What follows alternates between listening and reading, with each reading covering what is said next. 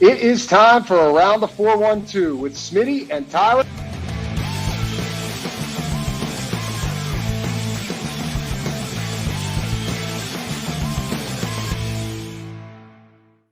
Welcome back to another episode of Around the 412. I am Tyler. With me, as always, is my co-host Smitty. Go follow us on all of our social medias at Around the 412. Also, go check us out on YouTube if you haven't already. Subscribe to the channel, hit the notification bell so you never miss a video. Leave a like on the videos, and go check out the description over on YouTube or the listening platforms. Got several links. Only for one more week, though, we are going to have Year 7 of Rock Around the 412.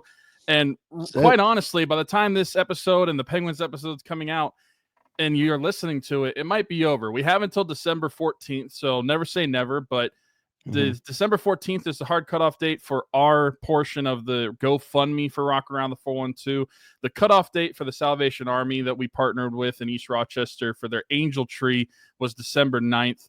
Kaylee and Smitty went on Monday and delivered the gifts to the Salvation Army for the 54 tags that were taken off of the Angel Tree in honor of Rock Around the 412. Absolutely awesome number. It's our biggest year as far as how many kids we were able to impact in a single year. So really awesome stuff.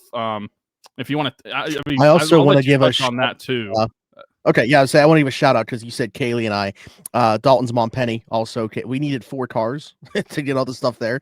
So Dalton's mom Penny also had a vehicle. Isla was there. My mom obviously drove. Kaylee's boyfriend Gus, and then Colin Bloom, who was one of Dalton's best friends, was there as well. He had to put all the bikes in his truck, which, by the way, one of the longest trucks I've ever seen. They said he had an extended bed, and I'm like, okay, like I've seen those before. I was not expecting this. I mean, the bikes didn't even go halfway up the bed. But anyways, point here or there. But anyway, shout out to them for being involved as well and helping us get the stuff to the Salvation Army. Like you said, I mean, the toys that we had basically filled up a room.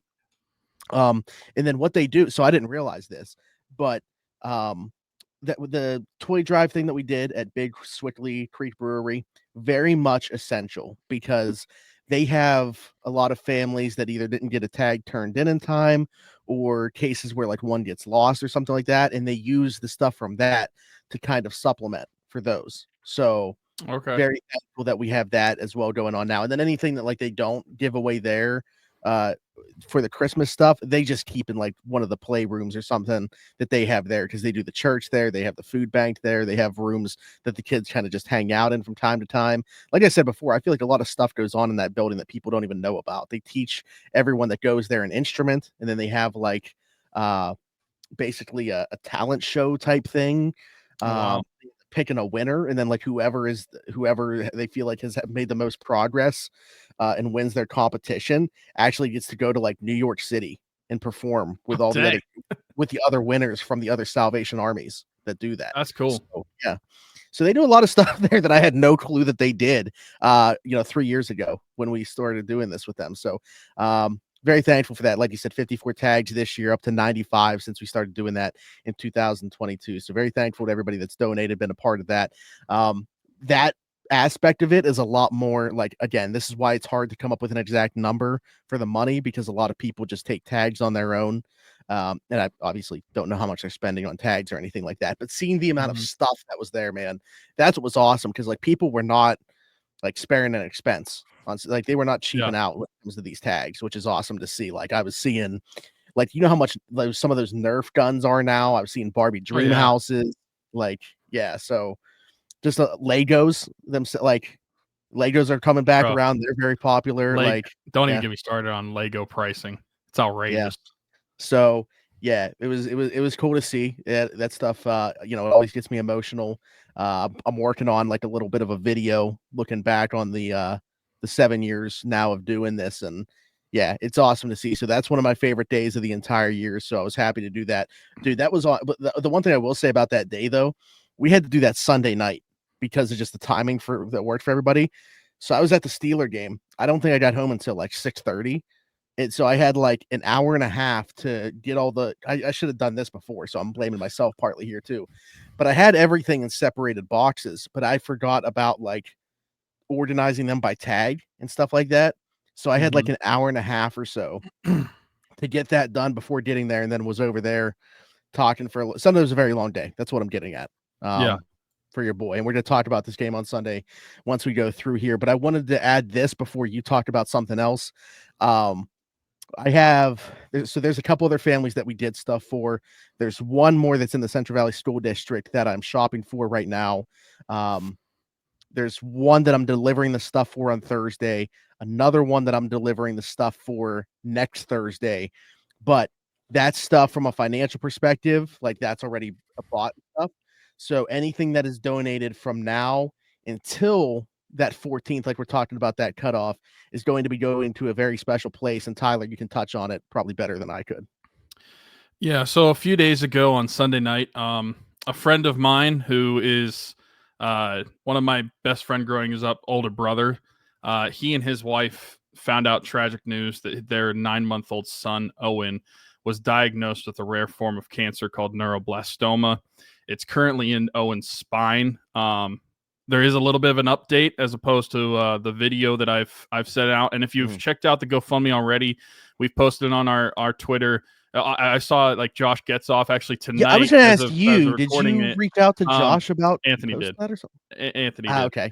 So my friend Anthony, who is Owen's uncle, almost, they get married. He marries Owen's aunt in a few months. So okay, but he reached out to Josh Getzoff. But if you haven't checked it out, they're doing updates on the GoFundMe of Owen's battle against cancer, which is pretty awesome to see that you're going to be able to see the update as Owen is fighting along with. But I mean, as a newly parent, if you've seen, like I had a child last week. It's crazy. It's already been a week, by the way. Sydney, little girl. But I can only imagine the emotional toll that it takes on the parents to go through something like that, finding out that your baby has cancer. And so while we can't alleviate any of that burden from them emotionally, we can try to do that financially. And it is confirmed with them that they're going to be out of work for a while, which I think makes total sense because of how many medical procedures they're going to be doing. Owen starts chemotherapy on Friday.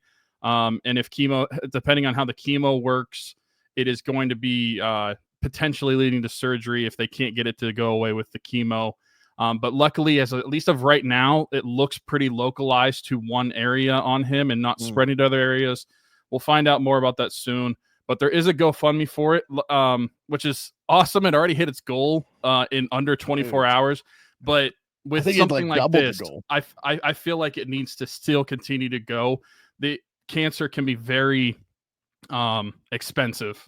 And with them not being able to work during this time, we just want to support their family as much as possible when any expense that they have. So there's a GoFundMe that we're also going to be listing in the description of the show.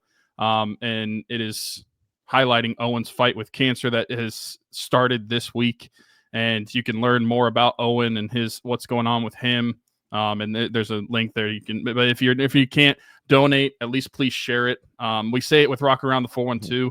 You never know who can see stuff like this. And in something like a 9-month-old battling cancer, I feel like that's something that everybody can get behind.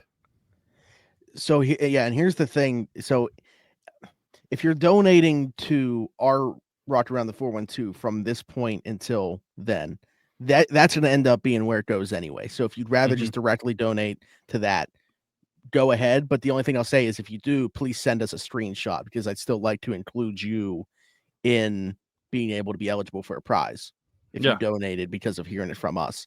Because this is absolutely something that we want to be a part of. So not that I don't know them. Obviously I know Anthony. I know the siblings a little bit. I don't know them. But obviously my heart goes out to them, and just through being connected to you guys and stuff, this certainly hits home. So all the best to them. Certainly we'll be looking forward to positive updates throughout this, but just know that this is now, if you donate from now until the end of the mission, that is where your money will be going, which is a very good cause.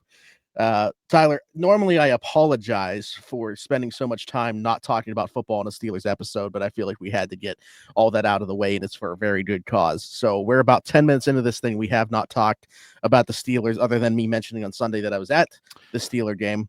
Well, that's okay. For like 10 minutes into the Steeler game, the Steelers weren't playing football either. So I feel like we were just participating in what the Steelers were doing on Sunday. Now that we're into the second quarter of the game, the second quarter of the podcast, we can actually get the ball rolling here. Yeah, and it didn't start off pretty, like you're saying. I mean, you find out that you don't have George Pickens available. We talked on Steelers Saturday Sit Down, which I always love doing. Like, it's such a nice change of pace to do a live stream as opposed to the podcast. Sure. I like doing both of them, obviously, but just like different elements. Remember when our podcast used to be live stream? Yes. Yeah, and we really didn't have much involvement going in the live chat during those though either. So it's nice to see that that's actually picked up. But anyways. What I was getting at, George Pickens, I predictively said that he was going to play in this one. It certainly seemed like we were trending that direction. I mean, Saturday night, Adam Schefter put out a post saying trending towards playing. He'll give it a look, pre-game, go through whatever pre-game stuff you normally would. But as long as, that's all systems go, he'll be good to go. And then I'm out there outside the stadium tailgating with our boy Pat Farmy's family, getting ready for the game, of course. And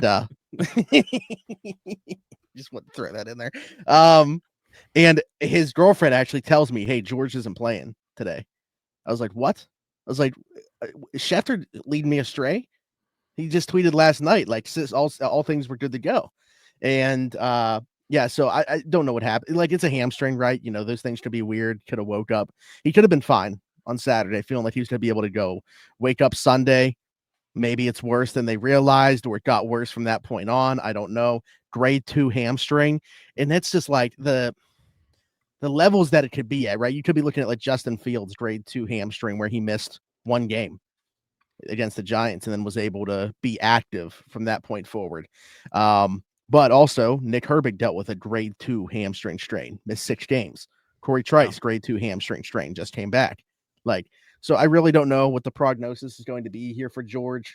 He's listed as doubtful already. He's not going to play against Philly. But hopefully you can get him back for Baltimore. I'd say that's best case scenario right now. But in this game, not having him and finding out that you're not having him, all of a sudden, like, it was kind of funny to see. I don't know if you saw any clips of Scotty Miller on Christian Kuntz's podcast talking about, like, he had no clue he was playing. Like, normally for game day actives, like, your pads are like set up in the locker and everything like that. Yeah. And if they're not, you're inactive. He didn't have pads in his locker. And then like Zach Azani came up to him. He's like, "Well, you're up today." And it's like, 30 minutes before the game. So it was like, what? Like, I mean, you got to be ready. Obviously you got to stay ready, but I will say, he's not, in my opinion, like an every Sunday NFL player, Scotty Miller. He's probably a guy that is like typically. You don't need to sugarcoat it. I mean, he's not an NFL regular. It is what it is. Yeah. But I wanted to give him credit for stepping in that role and making at least one big play, that 20-yard catch down the sidelines, where it almost feels like he channeled George for one play there to make that. It was very clear to me early on in this game that the Browns were not respecting the Steelers' passing attack without George Pickens. And I was curious as to how they would kind of, navigate those waters without George. I thought they did a decent job as the game went on, but I wanted to get your take on this because I thought there were two things that kind of defined the Steelers' ability to finally wake up in this one. One's the obvious one, the Keanu Benton interception, because that kind of sparked the offense that already put them in position to score. The Najee Harris obviously gets the touchdown. The Steelers get the lead and don't look back. The other one was when the offense wasn't doing anything, like when they were not picking up anything. I thought Jaylen Warren provided a spark, and he had some juice that nobody else did. Whether it was on the ground or through the air with little dump offs in the screen game or whatever. I thought that his ability to keep the chains moving and get yards after contact provided the offensive spark when there wasn't much going on, while everybody else kind of found their footing. Yeah, I think that's hitting the nail on the head, really. Then that's kind of what we've seen from Jaylen Warren a lot over his tenure in Pittsburgh.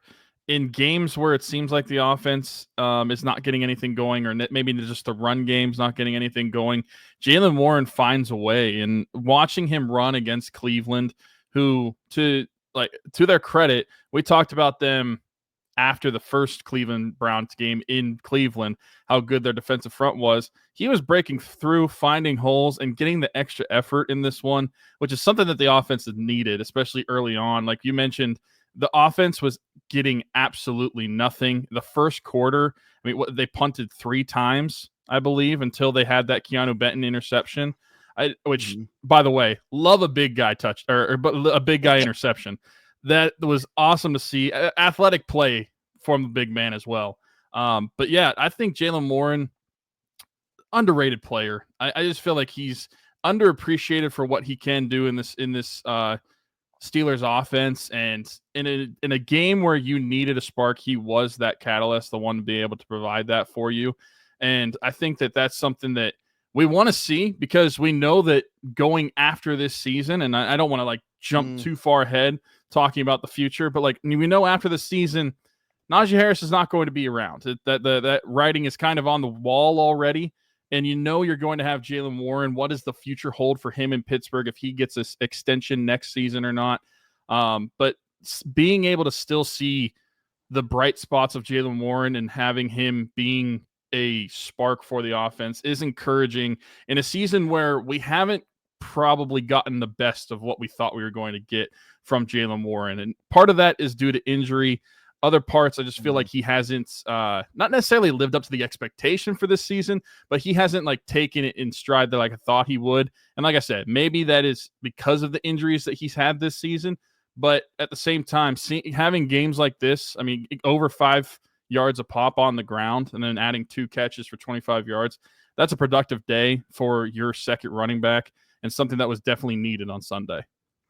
I actually feel like he should have gotten more than 11 touches. Like, I think that that's kind of what I walked away thinking, was because there was a lot of time. I don't want to take away from Najee. He had a couple nice runs in here, but going back to what we've said a lot in the past, like these running backs just kind of have a way of kind of telling you which one the hot hand is. And it certainly seemed like Sunday was a Jaylen Warren game with the way that he was playing. So I was kind of surprised to see at the end of the day, he only ended up getting 11 touches, because when he's going right, and he was definitely going right on Sunday, he's a game changer. What's going on, everybody? Smitty from Around the 412, and I just want to take a quick second to give a shout out to our folks at Game Changers. Their logo on the screen right now, right above my microphone. Over 2,000 different designs in their catalog. Luxury heavyweight material. I am wearing one of their shirts right now. Best vintage t-shirts in the game. Head over to gamechanger.la or pick6.la to pick up some shirts. And guess what? Use code AT412. Save yourself $10 on your order every single time. Again, gamechanger.la or pick6.la. Best vintage t-shirts in the game. Check them out. So I to your point, I do think that a lot of the production or lack thereof is due to injuries that have piled up. And even if like he's been playing through a lot of them, I just think it's impacted the way that he looks, even when he's going. So I think that we're starting to see the Jaylen Warren that we expect to see, which is very much needed, obviously. I'll be honest, I'll throw this out there. This is probably something more worth talking about more in depth on Saturday, because it relates to the Eagles game. I think you should see both backs on the field a lot. You know, George isn't going to be out there. They're two of your best, 3-4 eligibles. I mean, especially if George isn't out there, it's probably them 2 and Pat. You know, all respect to what Calvin Austin's provided this year. Van Jefferson certainly had his moments, had another touchdown on Sunday. Mike Williams with a nice one-handed catch. But, like, if you're asking me who their 3 best eligibles are right now, it's probably both backs and Pat. So, like, but we'll talk about that more on Sunday. We'll talk about it more on, we'll talk about more on Saturday, but I also want to throw in maybe more Justin Fields on Sunday. Yeah. I'm talking about best eligibles. Yeah. Yeah. And this is a game to kind of, in my opinion, like get wild with it. Throw the kitchen sink at Philly. Because I don't know that you have many other options than doing so. You got to get creative, I think, on Sunday. But okay, back to this game. What else, in your opinion, stuck out to you offensively about this game? We were curious as to if they would get that, get back game, get right game after, just playing Cleveland 2 weeks prior, not even 2 full weeks prior. I'm sorry, a little over 2 weeks, I guess, because it's Thursday before Sunday. But what was your opinion overall of the offensive performance? They still end up scoring 27, but I guess it's because probably the way they started out. It certainly didn't feel like that. I feel like the offensive efficiency wasn't necessarily there, even though they scored 27. Yeah, I mean, I don't think it was great. I mean, just looking at the box score, which only tells you so much, but Russ being 15 of 26, I mean, that's not awful, but only 158 yards in that. And I will say probably part of that too is at least in the productive drives that they've had, they did have a short field, especially on like that Benton interception too. So 158 yards, 2 touchdowns, no turnovers. I mean, that's a main thing from Russell Wilson is that he didn't turn over the football, and that's something that's going to be brought up every single week by us as long as the Pittsburgh quarterbacks continue to do that. But then even looking at the ground game, like 3.14 yards per carry, like just it doesn't seem like it was very efficient. I feel like the second and third quarter were really accelerated offense. Like that's where all the scoring happened. Towards the end of the game, and then in the beginning of the game. I mean, the first quarter was dead. The first quarter was like almost the opposite of what we talked about on Steelers Saturday sit down. Whenever we were talking about how we thought that the Steelers would jump out to a big lead, kind of boat race the Cleveland Browns in this one. Mm-hmm. And whenever the first quarter was playing out the way it was, I was thinking, oh crap, we just kind of jinxed ourselves. Well, we would not have made that prediction if we knew George wasn't going to play. Yeah, I mean that is fair. That is fair, and I feel like that has to be part of what we talk about when it comes to the lack of efficiency with the offense on Sunday.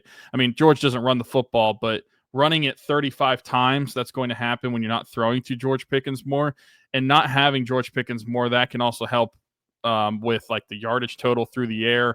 That affects everybody. I mean, we talked about how George Pickens might not be the best player on the team, but he could be the most important player on the team. And certainly offensively, he's the most important player.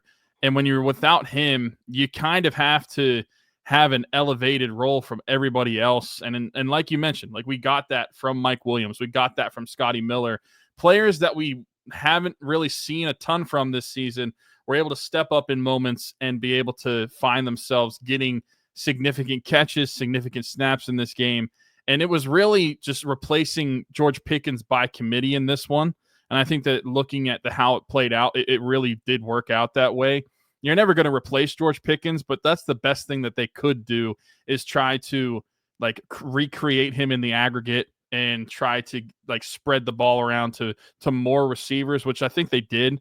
But yeah, I mean, whenever you're out without George Pickens, who is despite what people think about George Pickens, I think it is a completely sane take to think as far as like skill set goes, he's arguably a top 10 receiver in the NFL. And I think that when you look at his impact on the Steelers alone, how important he is to the team, having an offensive production, at least in the first and the fourth quarter, like you did, it kind of is not as surprising. And so while we did say that we did think it was going to boat race on against Cleveland, and honestly, like the game as far as itself, like Cleveland scored that late touchdown to make it 27-14, but like for a lot of this game, it was 27-7. And so, like looking at it, our prediction as far as it not being in question wasn't that far off. It just didn't play out the same way that we thought it was going to. No, I mean, once they had the lead off that Najee touchdown right after the Benton pick, I never felt like there was a chance that they were going to lose that football game. I just didn't. So, I mean, theoretically, sure, they could have, but it just never felt that way to me. I was never worried about Cleveland going down and getting 7 once they had to. So that's kind of where I was at, despite the offense performance. Yeah, Scotty Miller's second leading receiver on Sunday, 3 catches for 38 yards, only behind Pat, who had 3 for 48 and a touchdown. Beautiful punt, by the way, which I didn't realize he punted in high school, but he did. Perfect drop. They were like raving about, like Pat McAfee couldn't stop talking about it. Actually, he's been talking about it like 3 straight days. It's gotten brought up at some point on there. So Pat said somebody had to get fined. He did about $7,800 for that, but well worth it in my opinion. Let's talk about the defensive side of the ball in this one. What did you think of the overall performance? They get a couple takeaways. Obviously, you know, Jameis is going to give him the Keanu Benton pick as well as a James Pierre interception later on in this one. Alex Highsmith making his impact felt right away. A sack on the very first drive. Ends up being, I believe, the only sack in this. Or I'm sorry, Cam Hayward had 2. I was looking at just the edge rush number. Sorry. Cam Hayward had 2 sacks in this one. We could talk about him forever, but 3 sacks total, 2 turnovers from Jameis Winston. What did you make of the defensive performance? I thought it was an efficient day from the defense. You get the turnovers that you need, and you can always rely on Jameis to turn the ball over. So that was a plus. Yeah, that was actually but- under what we said we would have put the line at. So yeah, for real. But like holding Nick Chubb to 48 yards on the ground, I thought that was a good effort when it came to defending against the run. Really good on third down too. Only 2 third down conversions were allowed by the Steelers defense. Coincidentally enough, the Browns were still better on fourth down. They were 3 of 4 on the day. So on the season, they are 7 of 8 on fourth down against the Steelers defense. that's crazy. But they are 3 and because they only allowed 1 in Cleveland. Yeah, so they were like 1 for 11. They were like 1 for 11, and so they were 2 for 13 in this game. So they are like 3 for 24 on third down against the Steelers in 2024, but they are 7 of 8. I'm sorry, on 1 for fourth 10. down. So take 1 off 1 that. for 10. They were Okay. 1 for 10 on third. Okay, so they're 3 for 23 on third down in this season, 7 of 8 on fourth down. Kind of like there's no like I feel like rivalry that there. has to be like just an absolutely abnormal stat to give up. But yeah, I just thought it was a super efficient day, like from top to bottom. Obviously, like there's the scoring drive early and the scoring drive late. But I think that the defense overall showed a good performance and a much better performance than the one that they had in Cleveland. In Cleveland, despite like their third down effort, I thought that Cleveland was still moving the ball, especially like down the field, not necessarily scoring a ton, but I thought they were moving the ball better. And in this one, I just didn't think they did that. But coincidentally enough, and I don't know if this is a slight to the Steelers offense or the Steelers defense more, Cleveland still outgained Pittsburgh in this one offensively. Even though I think the defensive effort was better than the defensive effort by the Steelers was better than the offensive effort, Cleveland still outgained the Steelers. I think they had longer fields. That's probably why. That's true. That's true. Like, you know, also, Benton gives them the short field the one time, and Corliss Waitman is Borquez actually is a pretty good punter for Cleveland as well. But I think it's primarily because of Cleveland having shorter fields. Also, or I'm sorry, how often do you see 2 teams split right down the middle of time of possession? 30 minutes exactly apiece in this one. Yeah, not very often. Yeah, that's crazy. I'd be curious to go back and see how often that happens. But yeah, I was impressed with the defense overall. I'll tell you who continues to impress me is DeShon Elliott. I think he was one of the best, if not the best players on the field on Sunday yet again. He's dealing with a little bit of an injury. I guess we can bring that up now. He's dealing with a hamstring injury. Larry Ogunjobi left this one with a groin injury. We'll see what their availability is for Sunday, but those would obviously be 2 massive hits if neither one of those guys were able to go. And it's just the soft tissue injuries continue to mount. They've missed 12 more man games already this season than they did all of last year. We still have 4 games to go, and it looks like you're going to be adding at least 2 more, if not 3, on Sunday potentially. So not looking good for that. Actually, it could be 4 because you got George and Roman Wilson certainly not going to play. DeShon Elliott, Larry Ogunjobi in question. Yeah, I'd say this first year strength and conditioning staff not making a very good first impression here in year 1. I mean, they weren't making a very good first impression when day 1 of training camp, they got 35-year-old Russell Wilson pushing the sled. But I think it's only gotten worse from there. Like the entire thing with this regime coming in was their ability to prevent injuries. Yeah, this has not been good. This has been a flop year 1 for Phil Matsus and this staff. Yeah, I feel like the injuries this year have piled up more than in the past. And I honestly didn't even think about the training staff too much. But the more you talk about how often injuries are happening this season, it's got to point back to something, right? What's the type of it? It's the type of injuries that they are. Yeah. It's so consistent too. Mm-hmm. Yeah. Like you can't prevent, like if you got guys getting concussions, tearing hamstrings, like, or tearing ACLs, whatever, like those aren't things that you're going to see there be any type of injury prevention. When you got these like soft tissue things, there's something going on there that with the program that's, you know, off.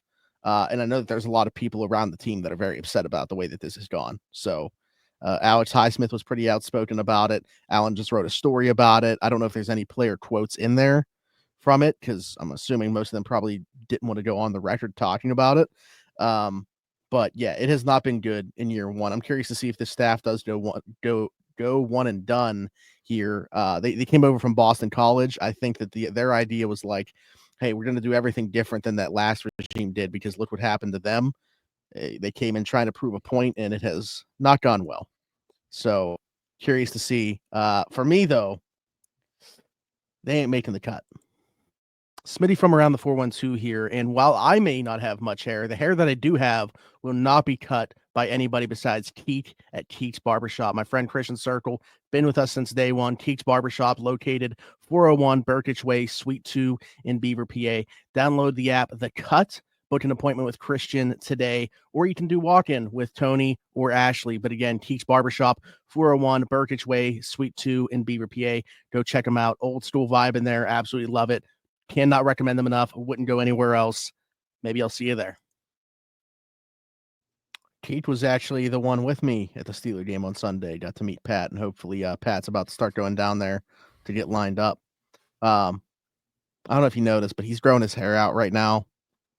I'm not a fan. It's not. I don't think he is either. His girlfriend's making him do it, but he's got to do something about the beard at the very least. So I don't want to turn this into a roast session, but if the people notice, now I have to go back and look because I didn't notice, but now I'm definitely going to. Yeah, he's growing it out a little bit, I guess. We'll see what happens with that, but yeah, overall solid defensive performance, and hopefully DeShon, Elliott, and Larry Ogunjobi don't miss any time. Certainly, if they're going to miss the Eagles game, hopefully they're able to get back for the Ravens one.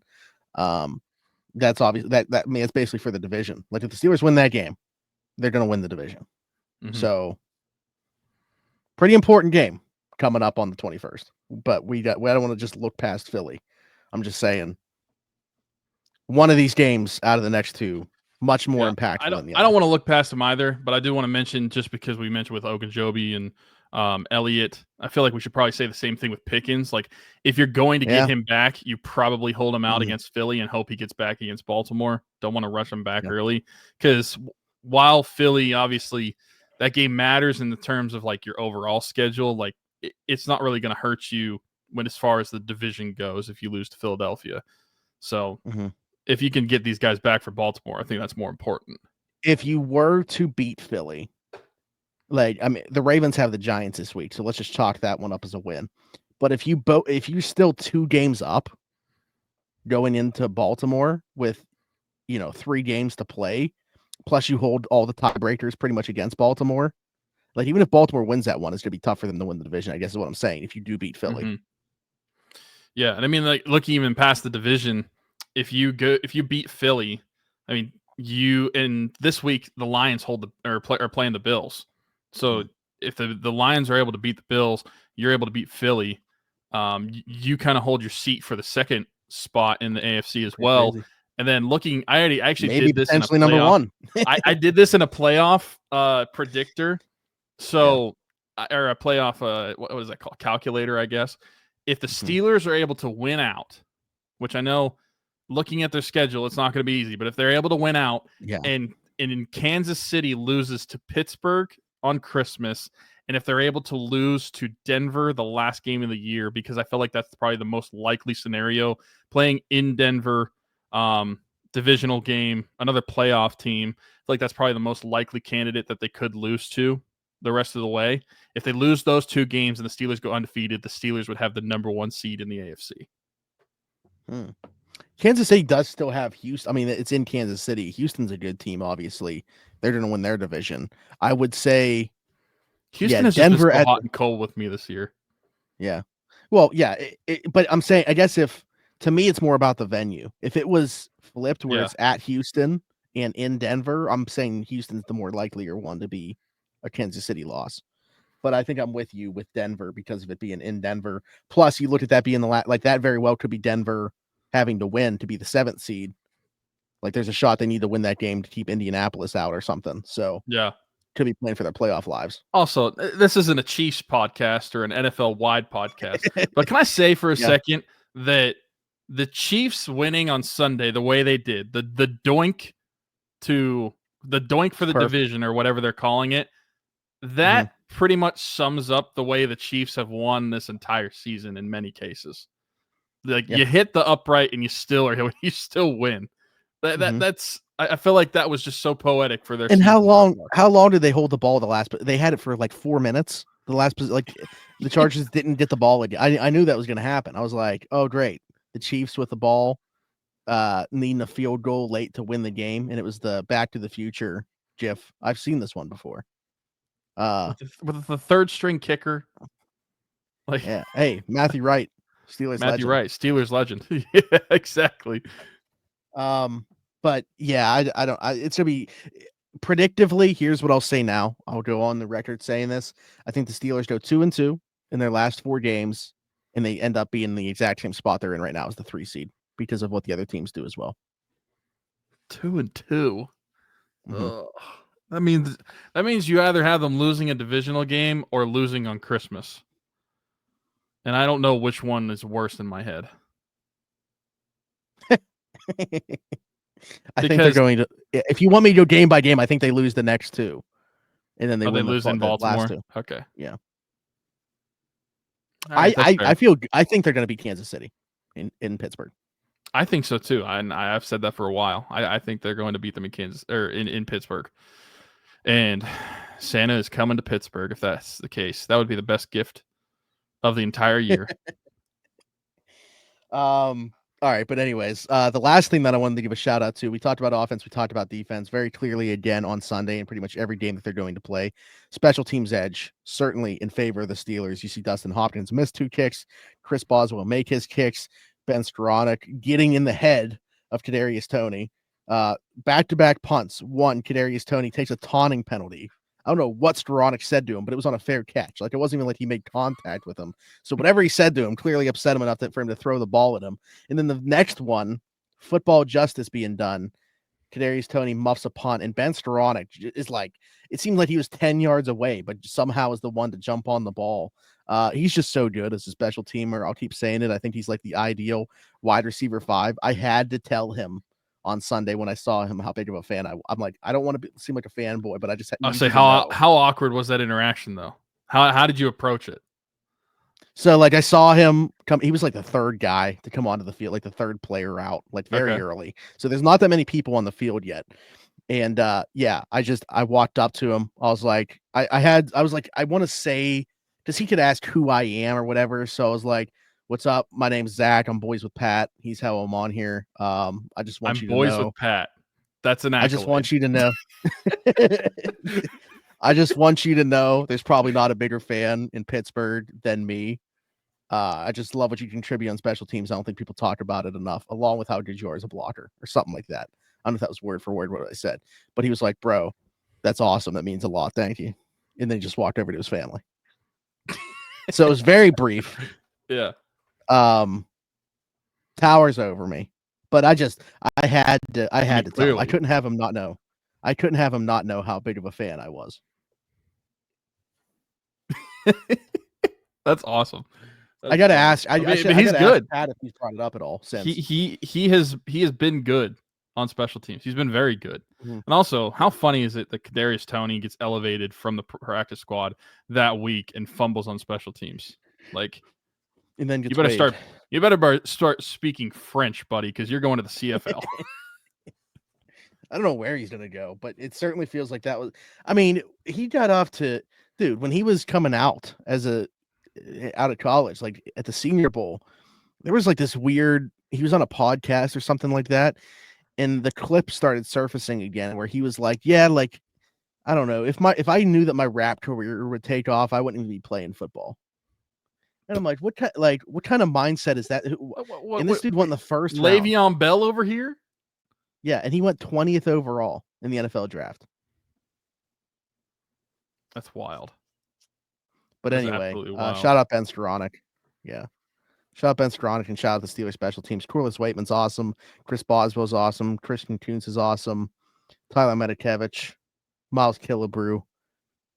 Any of the special teams regulars. James Pierre, who we normally shout out on special teams, but also gets a shout out defensively this week. Yeah.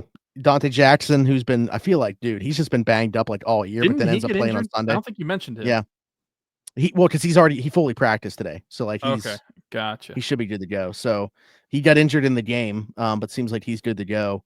But yeah, it was like I feel like he's just been banged up all year, but then somehow just goes on Sunday. But with the time he missed this past Sunday, James Pierre saw some more time and got an interception. So shout out to him. That's awesome. Anything else to touch on? Nothing in particular for this game. It's absolutely wild. As long as we kind of Men in Black the little button of that 2020 playoff game that we had against Cleveland. In the regular season, the Steelers have won 21 straight or 22 straight in Pittsburgh against Cleveland Browns. In the one that they didn't. The one that they didn't was the Cleveland Browns Super Bowl. That was the one. That was the biggest game in Cleveland Browns history, probably, as far in the Super Bowl era. And they happened to win it, but they haven't won most important win since. I mean, because like the following week obviously would have been a bigger game for them if they yeah, I mean, but yeah, most important win, I guess. They played Kansas City, I think, the following week, right? Mm-hmm. Yeah, and Mahomes got hurt in the game, so Chad Henne played. Yeah, like I was worried Cleveland was going to win that one too. Off the Henne. Yeah, shout out to Chad Henne for getting that win though, because that would have been terrible if we would have had to continue to watch the Cleveland Browns play. Yeah, the nice thing is in our last. Since we won that game, in our last 10 games against the Browns, we now have a winning record of 6-4, which is kind of wild to say that I'm saying that. Like the Browns, the Steelers have the worst record against the Browns in the division over the last 10 games per team.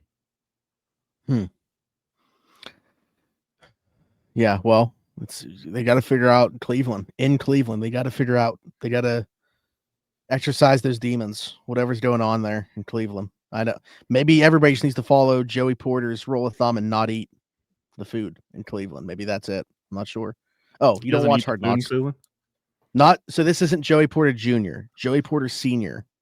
mentioned he in Cleveland, Baltimore, or Cincinnati because he said he'd always be worried about if they knew who it was eating the food, what they would do to the food. Gotcha. So he didn't. That makes sense. That actually makes a lot of sense. I mean, yeah. if you say you work at the hotel the team's staying at, someone orders like some room service, you do something to the food to get them a little sick. I think that makes sense. That is sound logic from Joey Porter. Also, I'm not anti Hard Knocks. I just haven't watched it yet. I'm lazy about watching a lot of TV shows or movies, so at least I have been recently. But I will get maybe around to watching like Hard once all Knocks 4 eventually. or 5 episodes, however many they're doing are out, and just bang them all out at the same time. Binge them. Yeah. But anyways, I think that's it. Above Tyler right now, logo for Marcelo Electric. Our friend Boots, aka Brandon Marcelo, started his own small business along with his brother Joe. Marcelo Electric, residential, commercial, whatever you need. Allegheny, Butler, Lawrence. There's one more, isn't there? Where do you live?